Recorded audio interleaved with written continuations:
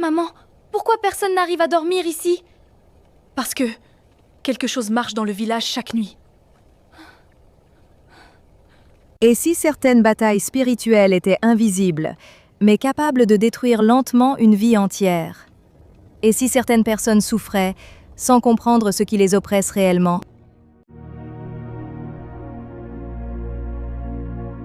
Une jeune fille nommée Liana arriva dans ce village isolé, sans savoir que cet endroit cachait un lourd secret spirituel, un secret qui terrifiait les habitants depuis des années.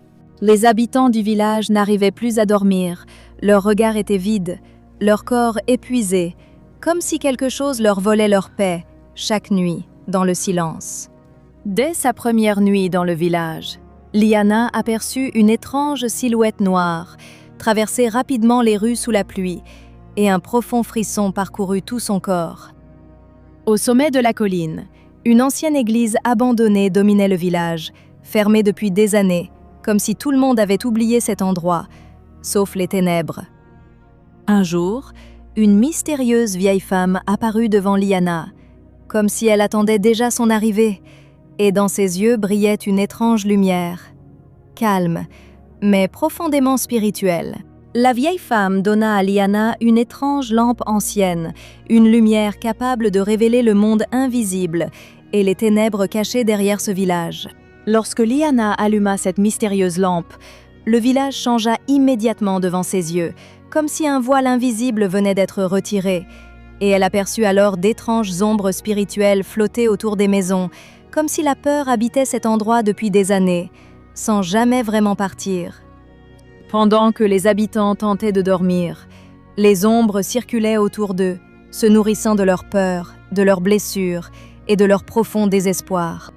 Mais malgré toute cette obscurité, une petite lumière brillait encore dans l'ancienne église, comme un dernier espoir vivant, au milieu d'un village consumé par la peur. Alors Liana décida d'aller à l'ancienne église, et lorsqu'elle ouvrit les grandes portes poussiéreuses, une puissante présence spirituelle envahit immédiatement l'atmosphère.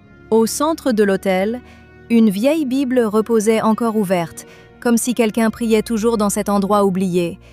Et plus Liana s'approchait de Dieu, plus la lumière de la lampe devenait forte, comme si la foi réveillait une puissance que les ténèbres voulaient garder endormie.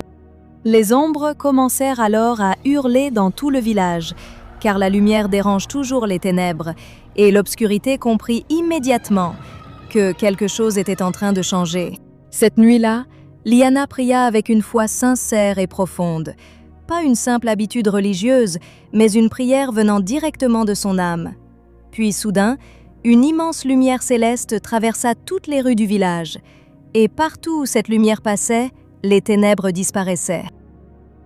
Pour la première fois depuis des années, les habitants dormirent enfin paisiblement, sans peur, sans oppression, sans cette étrange présence qui les poursuivait chaque nuit. Et lorsque le soleil se leva le lendemain matin, le village semblait complètement transformé, comme si un lourd poids spirituel avait enfin disparu. Liana comprit alors que la lumière de Dieu ne chasse pas seulement les ténèbres, elle guérit aussi les cœurs fatigués et redonne la paix aux âmes blessées.